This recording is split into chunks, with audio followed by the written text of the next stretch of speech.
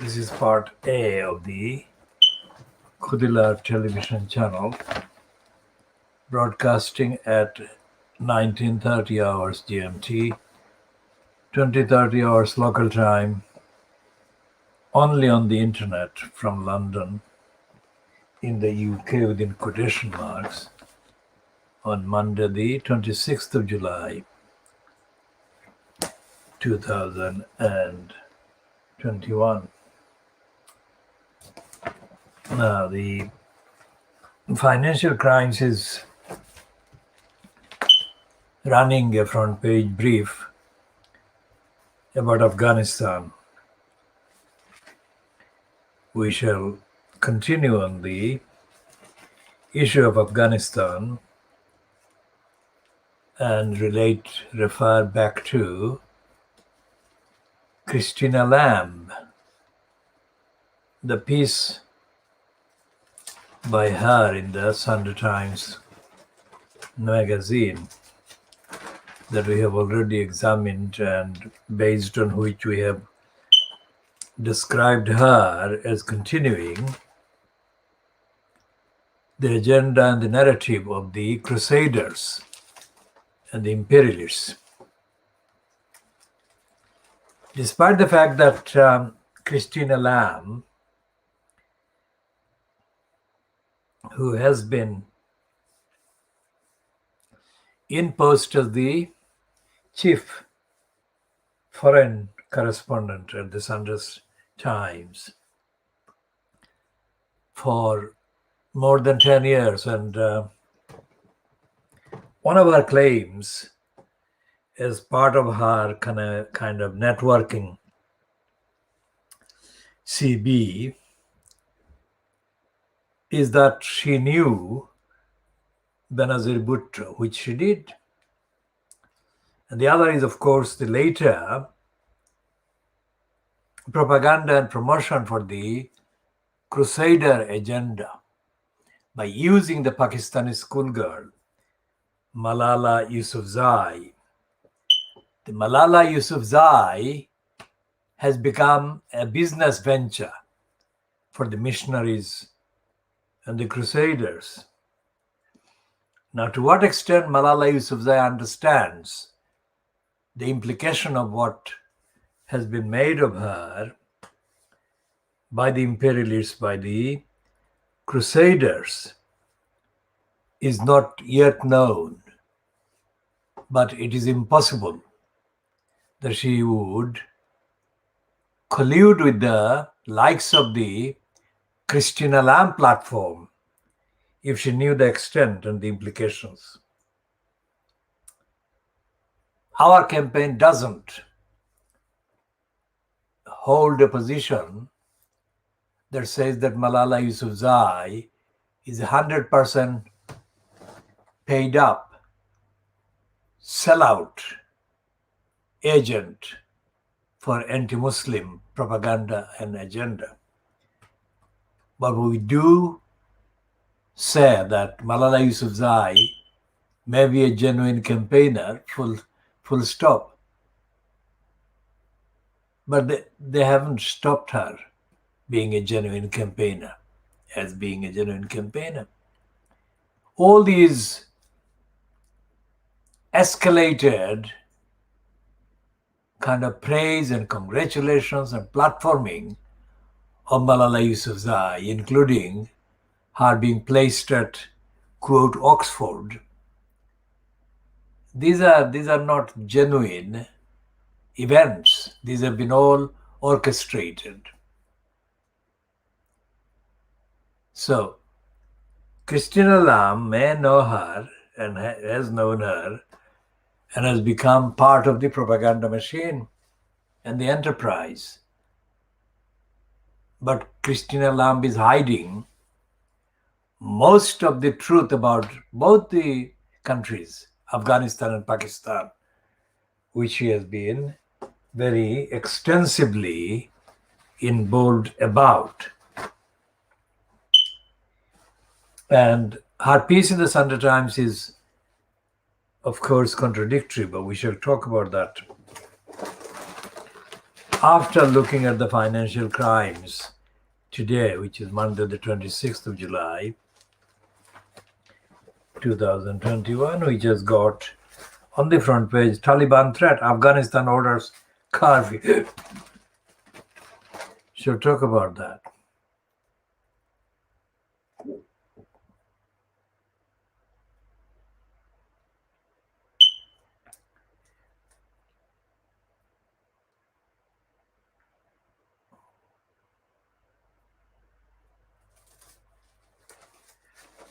And within the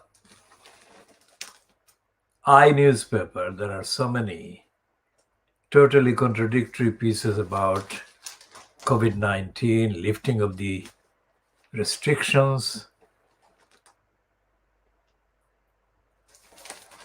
and the danger of lifting the restrictions.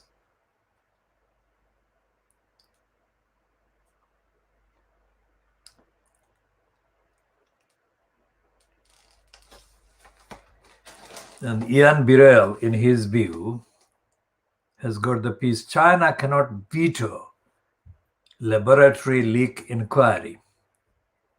World must step up efforts robustly to seek origins of the pandemic. Well, the world is not stepping up. The world has not stepped up. We shall be talking about that as well, but here is the piece that we already commented on. England legends fury, says the Daily Mirror. Wayne Rooney calls cops over hotel room pictures, which is an absolute lie. The Daily Mirror is lying. Wayne Rooney is lying. And so is the scum. Both of these are two of the Gate Street's kind of wider circulated papers. Both of them have been taken in by the liar Rooney. So, because this scum website has already been reporting during the day, Monday, that the police have confirmed that Rooney never reported anything to the police about these scantily clad girls. So it was Rooney's setup.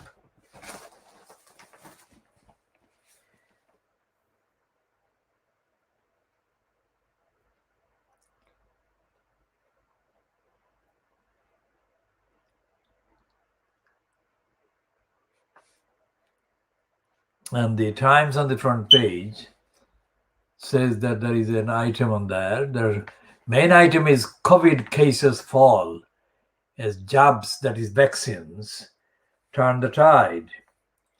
And the second one is save women from rise in violent crime.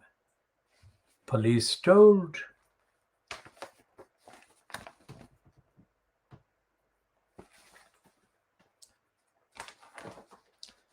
We shall come to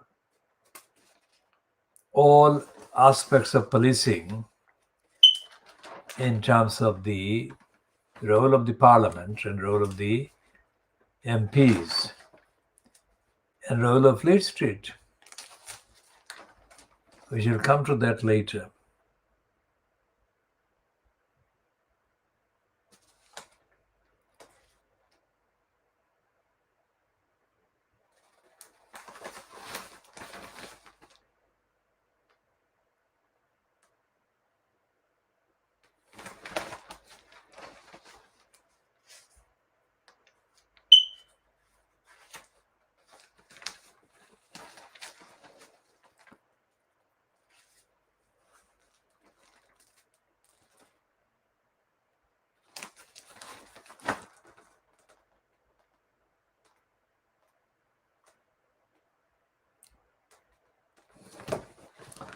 And there is a 2-page spread dedicated to highlighting this alleged ex-nurse, Kate Shamirani, who is pictured with Jeremy Corbyn's brother, Piers Corbyn, at the Worldwide Freedom Day rally in London on Sunday.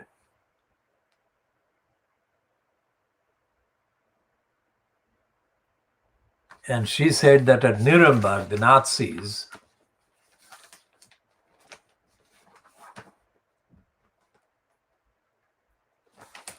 well, she didn't say it, but NHS staff and those who oppose her condemned her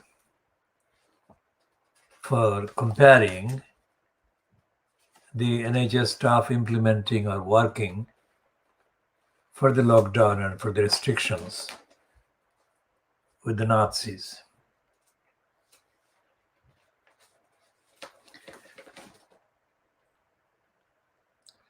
There is a piece about John Mortimer's daughter or daughters writing a rumpole of the Bailey as a woman.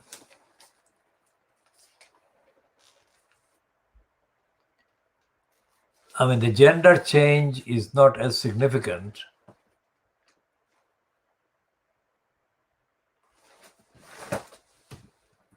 as the actual role of licensed law traders. Because John Mortimer was a liar who promoted the fantasy of the jolly barrister.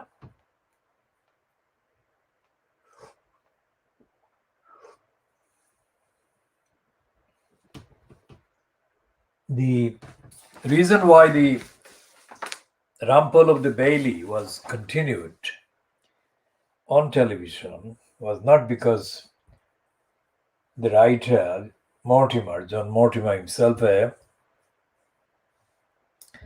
non-practicing licensed law trader when he became mostly obsessed with his career as a writer. Now, John Mortimer did not examine the mechanism, the role, the bias, the prejudice, and the racism of the English legal bureaucracy. Charles Dickens, of course, didn't have the same context to be examined about his, that is Charles Dickens, quote, characters, barristers, solicitors, whatever, role, the judges, and the role as racists. But Mortimer was writing very much. Mortimer was writing very much in the 70s, 80s, whatsoever. And his writing was taking place at a time when racism had to be treated as being part of the central characteristics of the legal bureaucracy in England and, quote, Wales. But he didn't. So Mortimer was doing that because he was himself a racist, ill-educated, ignorant, and was practicing what Boris Johnson says. Greed is good. So Mortimer was absorbed in being a greedy writer. Now, that was the man. The rumpole was the character that Mortimer had created as a man, the licensed law trading barrister, a man, which role was played by the Australian-born actor Leo McCann, McCann himself was racist, as were the entirety of the team producing the various versions of the various editions and episodes. So Mortimer's two daughters, one is a journalist and one is an actor, and now they said that they have spent the last 2 years, or it has been reported at the weekend, that they spent the last 2 years writing the revised kind of character, which is the Rampol, the barrister, the main protagonist character, is a woman. That's fine. But that's not the fundamental change. So they're not fundamentally changing. They're not making this character, the woman character, a genuinely truthful, honest, and anti-racist one. And this is the age, this is the time, this is the decade, this is the time and the era of the movement against racism, identified with trends like the Black Lives Matter. And in the UK, racists are trying desperately to discredit opponents of racism in the establishments by denigrating, and that is a word that we shall be looking at as well, denigrating the wokes and the promoters of cancel culture.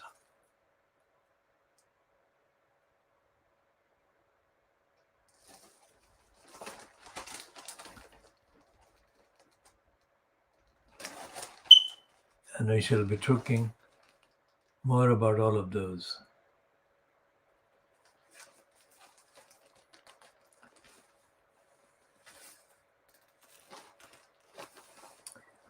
There is this piece about the deaths of 3 people in the waters in Scotland. And we have already tweeted, why do people actually take the risks? Such deadly risks with water. And incidentally, this program, Khoodeelaar television channel, is a fraction of the output that we produce. We post tweets round the clock. And although the reasonable recent kind of tweets have included significant amounts of tweets about kittens. Kittens is a generic term we use to describe all ages of kittens. The main contents are consistent with our stated and published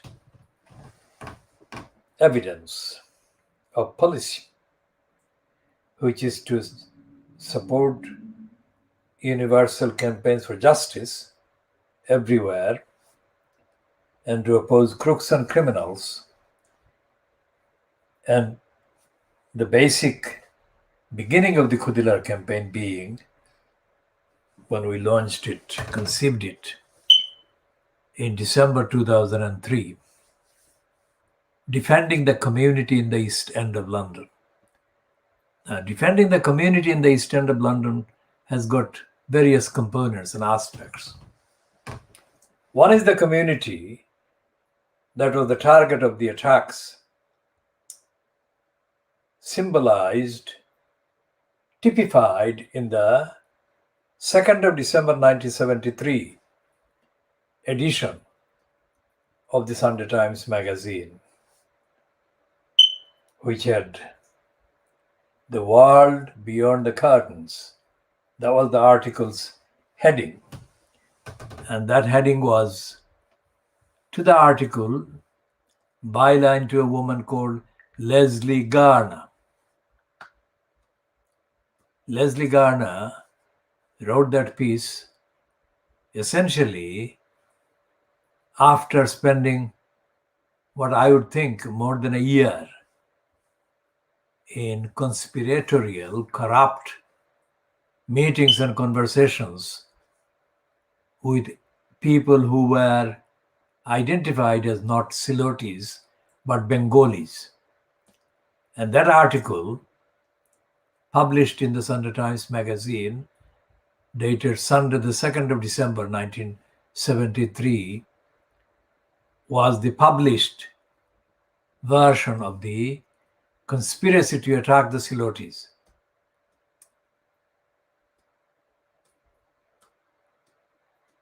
So that's 1973.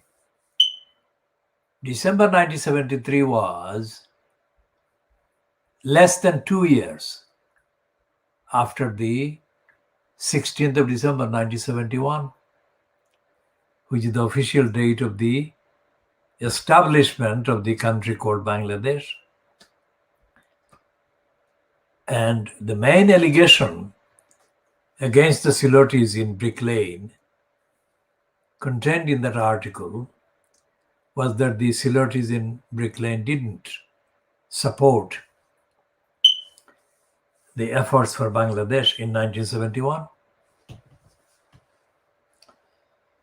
My own father was one of the leading organizers of the campaign in Tower Hamlets for Bangladesh, and several members of our wider network of relations were also active members. They raised money, and our house in New Road became one of the main addresses that most of the people in the area, Siloti speaking people in the area, visited daily throughout the 9 months. And without the Silotis leading the campaign internationally and from the UK, the campaign for Bangladesh internationally would not have happened. That's the fact. So when the Sunday Times published that article, and I read that article in the morning of Sunday, the 2nd of December 1973, there was no question of ignoring that. There had to be immediate opposition to that. So I mounted the opposition on that day. And that opposition went on for about 3 years. I translated the whole thing. There was no typewriting facilities using the Bangla script, but I wrote by hand various versions and interpretations. That was 1973. So the Sunday Times made serious allegations that actually denied the existential truth and evidence of the fact of the Silotis' role and the impact of the Silotis' role in creating Bangladesh, or creating a pro-Bangladesh kind of atmosphere internationally. It was Bangladeshis that, Silotis that actually attended most of the events that took place in Hyde Park, various meetings and other places. So that is part of the community. And the other is the wider, undefined or unnamed parts of the population in Tower Hamlets, which includes indigenous white people and people from backgrounds other than Bangladesh and from Eastern Europe, including Poland. Essentially, that was the first one. So December 1973 was the first one. And then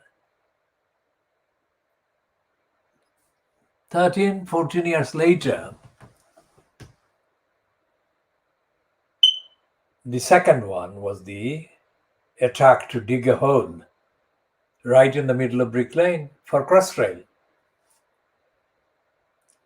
So as soon as I became aware of the plot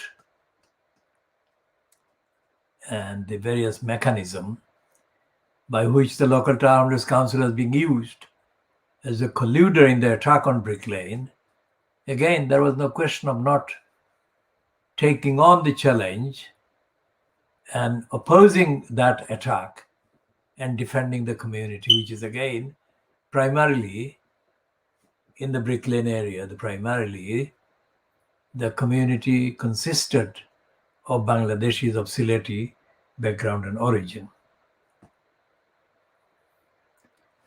So from December 1973 up to now, the defense of the community has included various aspects of society, of parliament, of council, of government agencies, etc. And this campaign, the Khoodeelaar campaign, is continuing.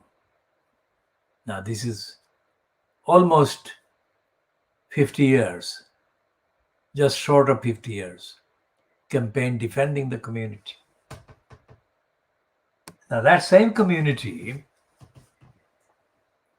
the people that were targeted by the defamatory article in the Sunday Times written by Leslie Garner, included a lot of people that came from Ceylon to the UK 10 years previously. That is 62, 63, 1962 and 63. So 1962, 63, 73, 83, 2003, 13,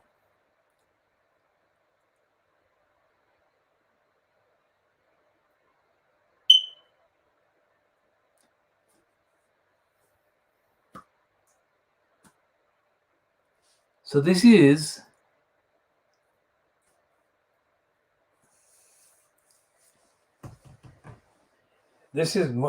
just under 60 years, isn't it? So this campaign, the Khoodeelaar campaign, the Khoodeelaar television channel, diagnosing, carrying out, conducting world exclusive original diagnosis of Fleet Street, has been going on for nearly 60 years.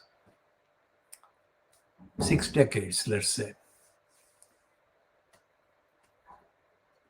This itself is unique, world exclusive. Nowhere else is there such a program, such a continuous, consistent, fact-based program. And the beneficiaries, in terms of the ethical, evidential, empirical resources that are represented in our actions and our campaign, the beneficiaries are, of course, primarily the Bangladeshis, but specifically the Bangladeshis of backgrounds from various parts of Ceylon. There is no monetary measurement possible of the benefit of this. It's like creating all over again an original history dating back thousands of years. Because nothing exists in Bangladesh itself that tells the story of the people of Ceylon of the last 700 years plus. So we had to kind of create, in the last 48 years, in London, in Tower Hamlets, in the UK, an entirely freshly constructed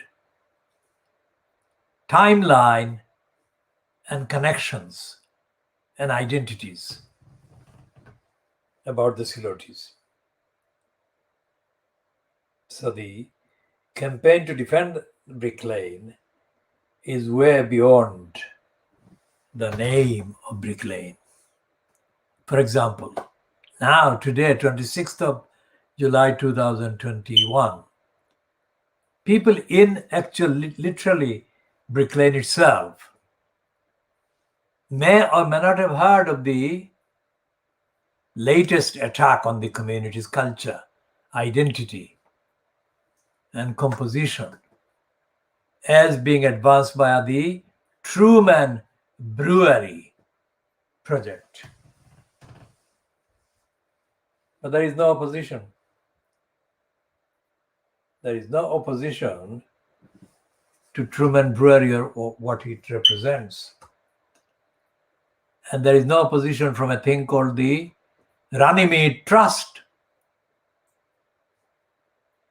which is a corrupt, stooge, pro-racist agency that has been inflicting new set of lies against the community. We shall be detailing the Runnymede Trust in due course.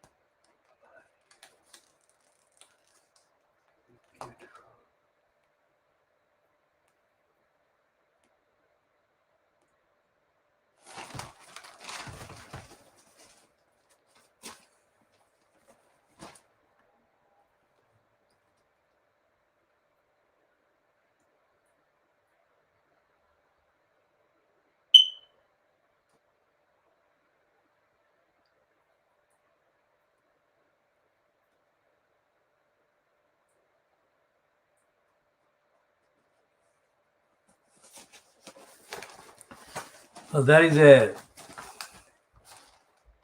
extended promotion for Kelly Brook.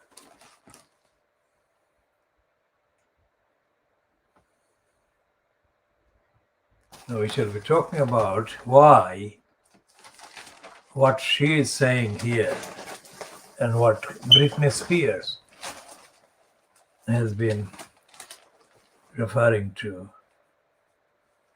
Give away the game. The game being that the Fleet Street media and the mainstream media have been doing business by exploiting the bodies of mainly, almost exclusively white women, young women.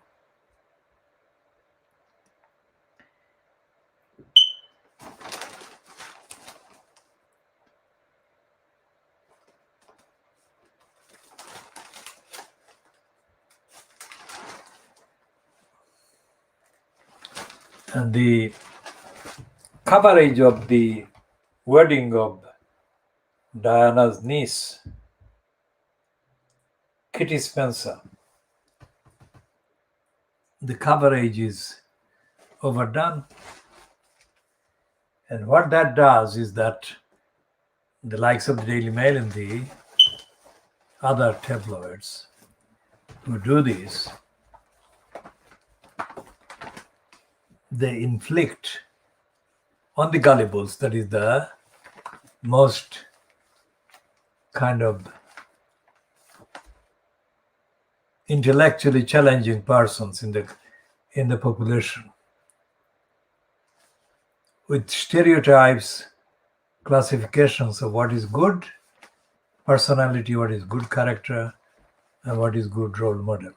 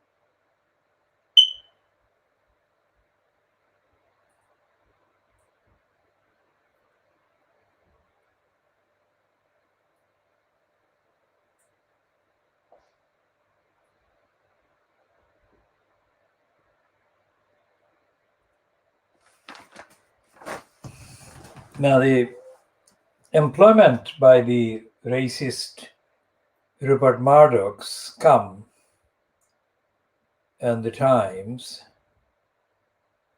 of mental slaves like Trevor Terrible Peelips is not an accident and is not something that should be allowed to remain on the record without proper diagnosis and dissection.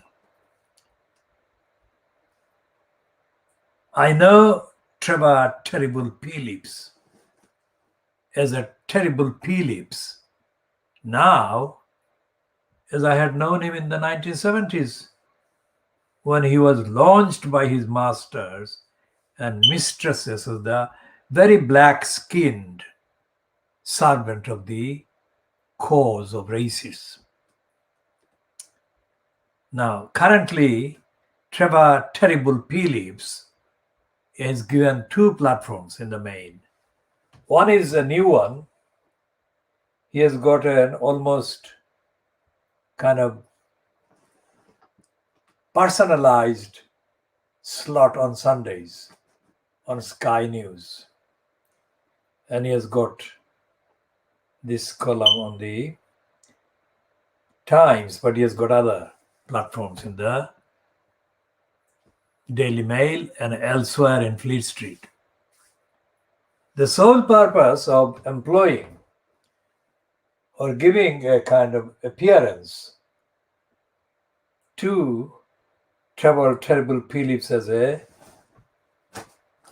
just another presenter, mainstream presenter or mainstream writer.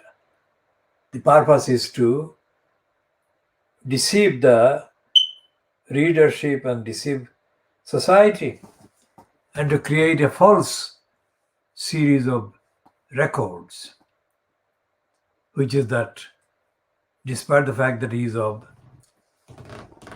Trinidadian and Tobago origin, he is being treated as an effective and equal to any white writer, white television presenter. That is absolute lie. The purpose is to give the impression that a very dark-skinned, terrible Peelips can lie by denying society as racist and by pushing away the really truthful and brilliant writers, commentators, etc. that exist in the population in the UK with the backgrounds, Asian, African backgrounds. Terrible Peelips is employed on purpose He is not employed on the basis of the abilities, but he is employed on the basis that he doesn't really have the abilities to tell the truth, let alone to oppose racists and racism. Now here is the piece on the Mail on Sunday, which was yesterday. And the piece says about Tony Blair that Blair hijacked and twisted Churchill's legacy to launch a new kind of age of war.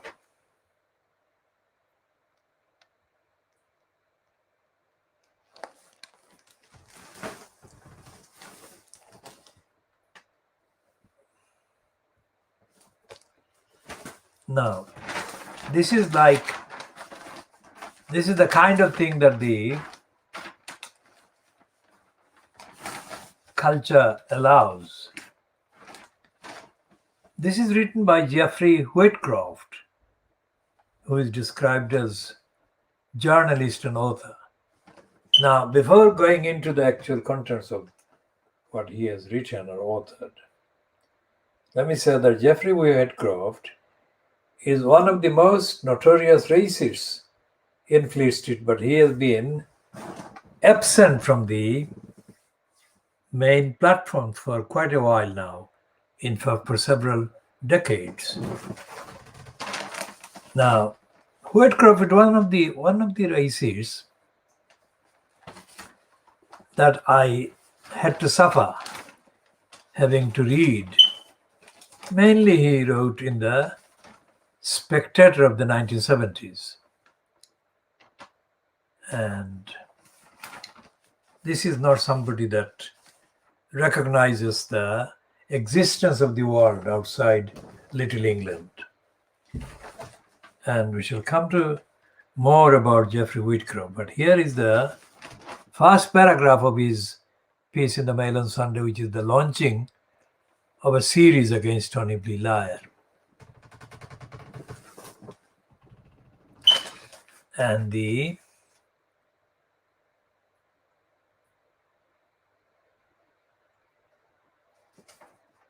starts with, dawn on that unforgettable winter's day saw a chilly, misty London at a standstill. 4,000 people an hour had filed past Winston Churchill's body as it lay in state at Westminster. Now, a week later, on January 30th, 1965, a military tribute, such as the nation had rarely seen, was about to unfold, with millions worldwide watching on television. I want lots of soldiers and bands, the great wartime leader had once said, when looking ahead to his own funeral. And that is what he got. Only two people outside the royal family, the Duke of Wellington and William Gladstone, had ever previously been granted state funerals. It wasn't a funeral, his widow Clementine said at the time, end of the day. It was a triumph. From that moment, a legend was born, an extraordinary myth surrounding one single man, which continues to affect our lives today. Books, films, television series, statues, posters, murals, and recordings ensure that memories of Churchill are never far away. Many people regard him as the greatest Briton ever. Historian Andrew Roberts has noted that in his lifetime, Churchill had been determined to create his legacy as the man of the 20th century and beyond. Now, this is too much, because as an Indian member of parliament, Indian Congress member of Indian Parliament, Shashi Tharoor, has detailed, Churchill actually caused the genocide of millions of Muslims in Bengal. And we shall talk about Churchill's genocide of the Bengalis in the 1940s. Actually, the 1943 Bengal famine was blamed on Churchill because Churchill withdrew the funds that would have prevented that genocide in order to help the cause of the continuing cause of the remaining parts of the Second European War, wrongly called Second World War. So this kind of introduction shows where Geoffrey Whitcroft is coming from. He is completely ignorant and in denial and is a racist. And the impact of the role that Churchill played, letting the likes of Geoffrey Whitcroft call him the greatest Briton ever, the role is not substantiated on the facts. Because the independent sources that can be accessed at this time about who Churchill was in the context of the Second European War and what he did is that he actually was mostly engaged in trying to persuade the American president at the time in place to join the European War and to help the British cause against very likely Germany occupation of Britain. So that's what the main issue is. Whether he did that, whether he successfully did that, and whether anybody else helped him. There is no way that nobody else was involved.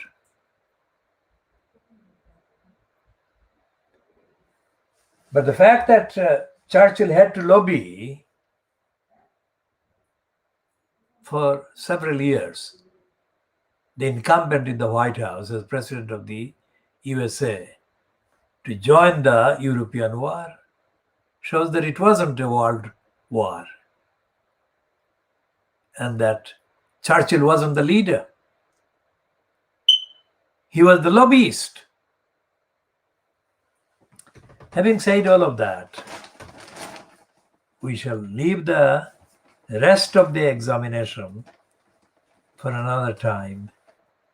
So look at the anger that Geoffrey Whitcroft feels against Tony Blair.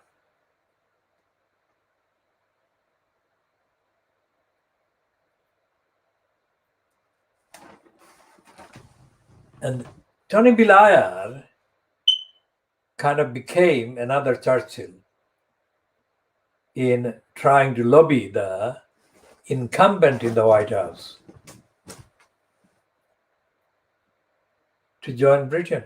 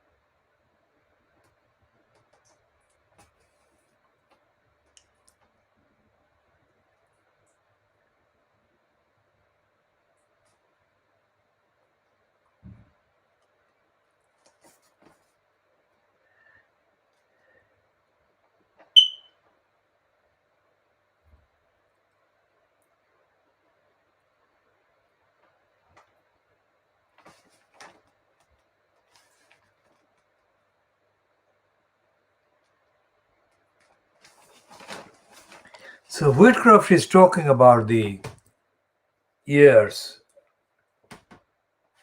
at the end of the Second European War. And he's talking about how Yugoslavia was created as part of that series of deals and how Yugoslavia disintegrated into civil war, and how he's talking about the Bosnian attacks on the Bosnians, Muslims by the Serbs. And he's talking about Blair inching his way into the front line with the kind of positive attitude towards Churchill represented by Bill Clinton.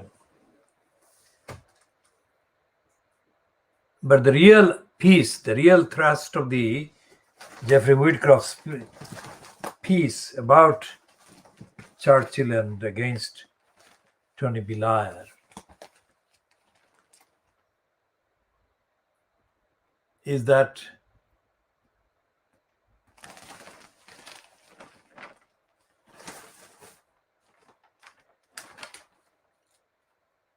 somebody like Tony Blair, who was not a card-carrying member of the Tories, should have any ground to claim any comparison with Winston Churchill, whom the Tories almost religiously appropriated as a symbol of their patriotism.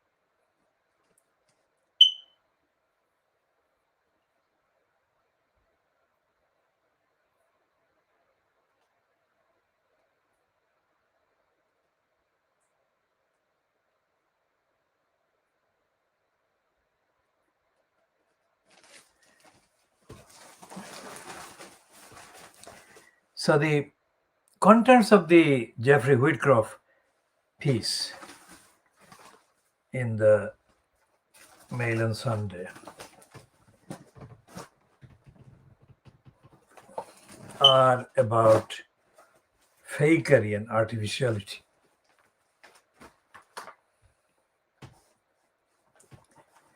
But it's dressed up as a serious attempt at examining serious issues based on serious evidence. But the role of Fleet Street is not about serious evidence, serious investigation.